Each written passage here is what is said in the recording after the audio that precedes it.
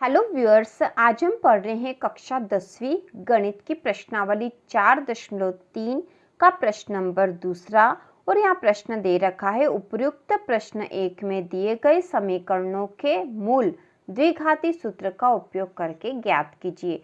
तो प्रश्न 1 में जो समीकरण दे रखे थे उन्हीं के हमको ज्ञात करने हैं। तो प्रश्न 1 का जो पहला प्रश्न था, सबसे पहले इसको हल करेंगे। तो यहाँ प्रश्न था 2x की घात 2 ऋण 7x धन 3 बराबर 0। तो इसको पूर्ण वर्ग बनाने की विधि द्वारा इसके मूलों का अस्तित्व है या नहीं, यह हमने प्रश्न नंबर 1 में देख लिया था। आज हम इसको द्विघाती सूत्र का उपयोग करके हल करेंगे। तो हम यहाँ पे लिखेंगे हल, क्योंकि यहाँ प्रश्न में हमें द्विघाती सूत्र का उपयोग करने को कहा गया है। तो द्विघाती सूत्र क्या होता हमें आना चाहिए। द्विघाती सूत्र है ऋण b धन ऋण अंडर रूट b स्क्वायर ऋण 4ac बटा 2a। तो यह है द्विघाती सूत्र। द्विघाती सूत्र वाला यदि प्रश्न आता है तो हमें द्विघाती सूत्र पता होना चाहिए और इसी सूत्र का उपयोग करके हम इस समीकरण के मूल ज्ञात कर लेंगे। तो यहाँ पे द्विघाती सूत्र हमने देख लिया है। तो यह जो समीकरण है इसमें ए बी सी क्या होगा, यह हमने प्रश्न नंबर 1 में भी देखा था। तो हम लिखेंगे यहाँ a बराबर, तो यहाँ a क्या है, x के वर्ग के साथ जो संख्या होती है वो a होती है। तो यहाँ पे a है 2।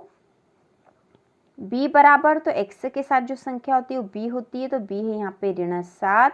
और c बराबर, तो अचर पद बचता है वह c होता है, तो c यहाँ पे है 3। तो हमें a b और c पता है। अब इस सूत्र का उपयोग करके हम इसको हल कर लेंगे।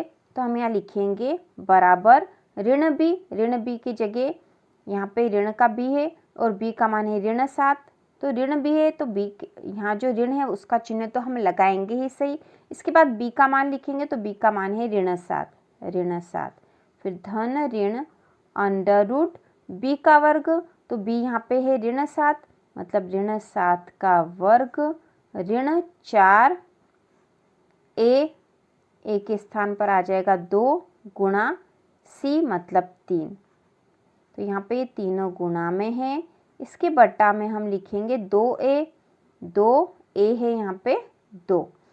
ठीक है, इसको और हल कर लेंगे। तो यहाँ पे ऋण है और ये ऋण के साथ है, तो ऋण का ऋण में गुणा होगा तो यह धन हो जाएगा। तो यहाँ 7 बचेगा, धन ऋण अंडर रूट ऋण 7 का वर्ग है, मतलब ऋण 7 में ऋण 7 का गुणा, तो ऋण में ऋण का गुणा होगा तो धन हो जाएगा और 7 का 7 में गुणा हो जाएगा, तो साथ ही 49 हो जाएंगे। तो यहाँ आ जाएंगे 49, ऋण इन तीनों का गुणा हो जाएगा, 4 दूना 8, 8 तिया 24, तो 49 ऋण 24 आ गया ऊपर और बटा 2 दूनी 4 हो जाएगा। इसको और हल कर लेंगे तो ये बराबर हो जाएगा 7 धन ऋण अंडर रूट 49 में से 24 घटा देंगे तो 9 में से 4 घटाएंगे तो बचेंगे 5, 4 में से 2 घटाए तो बचे 2 बट्टा 4 है ही सही।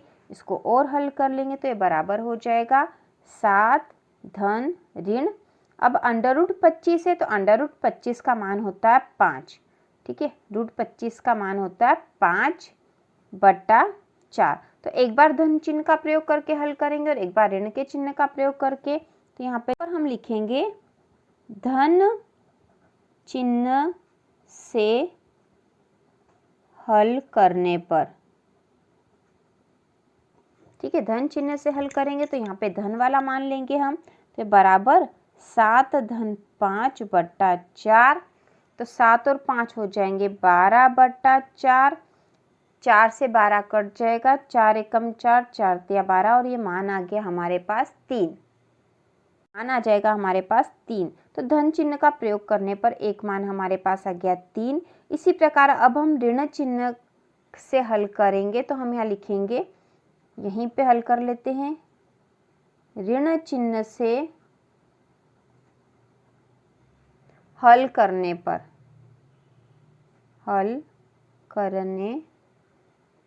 तो ऋण चिन्ह का प्रयोग करके जब हम हल करेंगे तो ऋण वाला मान लेंगे। तो 7 ऋण 5 हो जाएगा, 7 ऋण 5 बट्टा 4, 7 में से 5 कम करेंगे तो 2 बचेंगे धन के, क्योंकि बड़ी संख्या धन की है, बटा 4। इसको और हल कर लेंगे तो 2 एकम 2, 2 दूनी 4, बराबर आ जाएगा 1/2। बराबर आ गया 1/2, और यहाँ पे धन चिन्ह का प्रयोग करने पे 3 माना आया था और ऋण चिन्ह का प्रयोग करने पे 1/2। तो इस समीकरण के 2 मूल हमें मिल गए हैं, अतः मूल 3 तथा 1/2 है, और यही इसका आंसर हो जाएगा 3 1/2। के बाद दूसरा जो प्रश्न है, क्योंकि हमें प्रश्न नंबर 1 में दिए गए समीकरणों को हल करना है, तो प्रश्न नंबर 1 में जो दूसरा समीकरण था वह है 2x की घात 2 धन x ऋण 4 बराबर 0, और इसे भी द्विघाती सूत्र का प्रयोग करके हल करना है। तो हम लिखेंगे हल द्विघाती सूत्र बराबर ऋण b धन ऋण √b² ऋण 4ac बटा 2a। तो यहाँ पे a, b और c क्या है देख लेते हैं। यहाँ a बराबर, तो x के वर्ग के साथ जो संख्या वो a है, तो यहाँ a हो जाएगी 2। b बराबर x के साथ जो संख्या वो b होगी, तो यहाँ x के साथ कुछ नहीं लिखा, मतलब 1 है, क्योंकि 1 x है, तो यहाँ b बराबर 1 आ जाएगा। c बराबर, तो c आ जाएगा ऋण का 4। अब ये मान हम इस सूत्र में रख देंगे, तो हम यहाँ लिखेंगे बराबर ऋण b, तो ऋण b के स्थान पर आ जाएगा 1 धन ऋण √b का वर्ग, तो यहाँ पे 1 है तो 1 का वर्ग ऋण 4ac, तो a का मान है 2 और c का मान है ऋण 4 बटा 2a, तो 2 और a का मान है यहाँ पे 2। तो ये हमने इस मान को यहाँ रख दिया सूत्र में। अब इसको हल कर लेंगे, तो ये ऋण का 1 धन ऋण √1 का वर्ग, तो 1 में 1 का गुणा, तो 1 ही आएगा।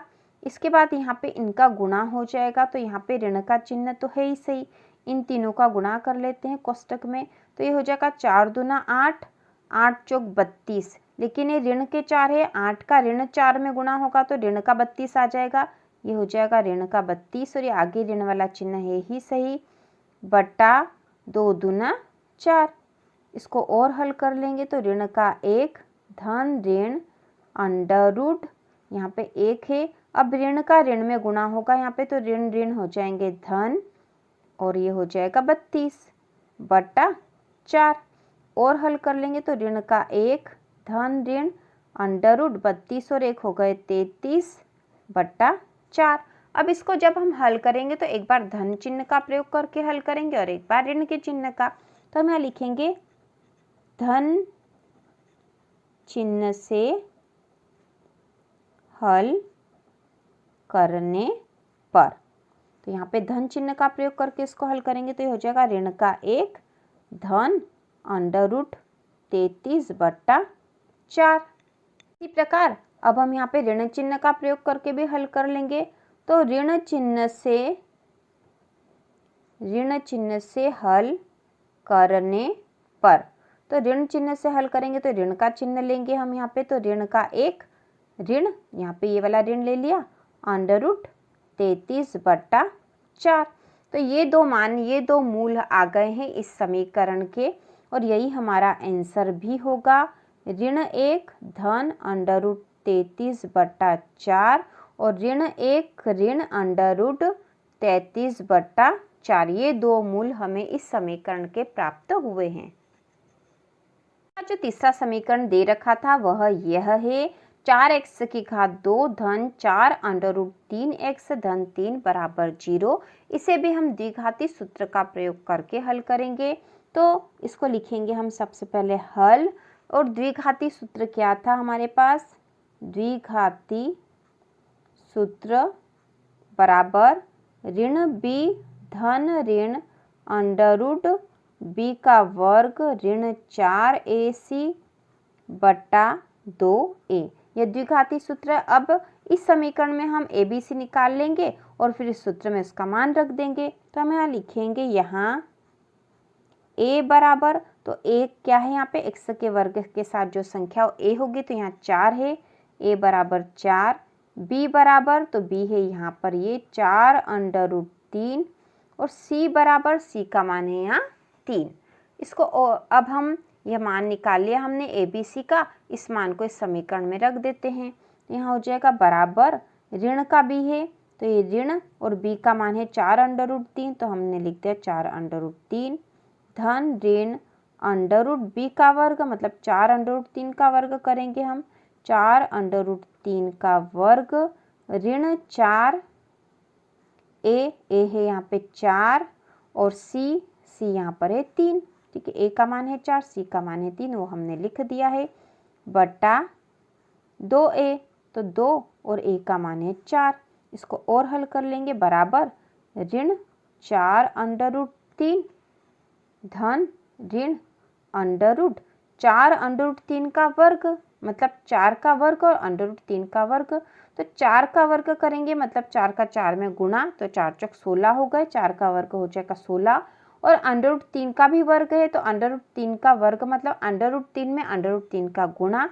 तो जब भी किसी रूट वाली संख्या का उसी रूट वाली संख्या में गुणा करते हैं तो हमें वही संख्या मिल जाती है, मतलब √3 का √3 में गुणा करेंगे तो हमारे पास आ जाएंगे 3, तो यहाँ पे आ जाएगा 3 ऋण।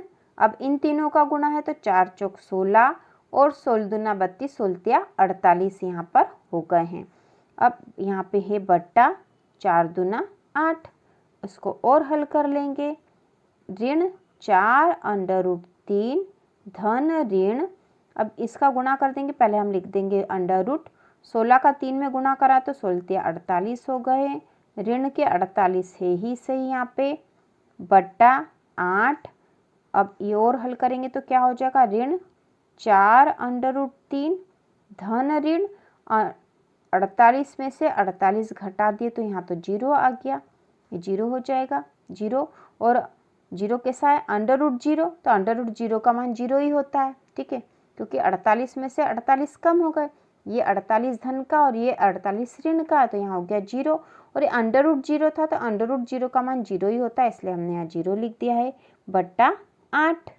अब इसको और हल कर लेंगे तो यहाँ हो जाएगा ऋण 4√3, ये धन ऋण 0 है तो यदि 4√3 में जोड़ेंगे 0 तो भी कोई फर्क नहीं पड़ेगा या घटाएंगे तो भी कोई फर्क नहीं पड़ेगा, तो हम 4√3 बट्टा 8 यहाँ लिख देंगे और यही इसका हल है। यहाँ पर हमें एक ही मूल मिल रहा है और यही इसका आंसर है, हम यहाँ लिख देंगे आंसर ऋण 4√3 बट्टा 8। जो चौथा प्रश्न था वह है 2x की घात 2 धन x धन 4 बराबर 0। इसे भी हम द्विघाती सूत्र का प्रयोग करके हल करेंगे और इसे हमने प्रश्न नंबर 1 में भी हल करा था, तो इसके कोई मूल प्राप्त नहीं हुए थे, हमने ये देख लिया था, लेकिन फिर से हम इसको हल करेंगे। तो हम सबसे पहले यहाँ पे द्विघाती सूत्र लिख लेंगे, ऋण b धन ऋण √b² ऋण 4ac बट्टा 2a। तो यहाँ पे देखो a b c क्या होंगे, हम यहाँ मान निकाल लेते हैं इसका। यहाँ a बराबर, तो a बराबर क्या है यहाँ 2 है, b बराबर तो b x के साथ कुछ नहीं मतलब यहाँ 1 है तो b बराबर 1 हो जाएगा और c बराबर c का मान है यहाँ पे 4। अब इस सूत्र में ये मान रख देंगे तो यहाँ पे हो जाएगा बराबर ऋण का b, तो ऋण b का मान 1 है तो हमने 1 लिख दिया, धन ऋण √b का वर्ग, तो यहाँ पे 1 का वर्ग आ जाएगा, 1 का वर्ग ऋण 4ac है तो a के स्थान पर है 2 और c के स्थान पर है 4 बट्टा 2a, a है यहाँ पे 2 तो 2a लिख दिया हमने, a का मान लिख दिया 2। अब इसको हल कर लेंगे हम तो ये हो गया ऋण का 1 धन ऋण √1 का वर्ग, तो 1 का वर्ग 1 ही होता है, ऋण ये इन तीनों का गुणा कर देंगे तो 4 दूना 8, 8 चौक 32, ये हो जाएगा 32 बट्टा 2 दूना 4। अब देखो इसको हल करते हैं तो हो जाएगा ऋण का 1 धन ऋण √32 में से 1 कम हो जाएगा तो यहाँ पे हो जाएगा ऋण का 31, क्योंकि बड़ी संख्या ऋण वाली इसलिए ऋण का 31 आएगा बट्टा 4 यहाँ पर ये ऋण वाली संख्या अंडर रूट में आ गई है। इसका मतलब यह है कि यहाँ मूलों का अस्तित्व नहीं होगा और इसे हल करने की भी आवश्यकता नहीं थी, क्योंकि हमने प्रश्न नंबर 1 में ही इस प्रश्न को देख लिया था कि यहाँ मूलों का अस्तित्व नहीं है। तो हम यहाँ लिखेंगे यहाँ मूलों का अस्तित्व नहीं है। इस प्रकार प्रश्न नंबर 2 पूरी तरह से हल हो चुका है। और इसी प्रकार के और वीडियो देखने के लिए कक्षा 10वीं की संपूर्ण तैयारी के लिए चैनल को सब्सक्राइब कीजिए।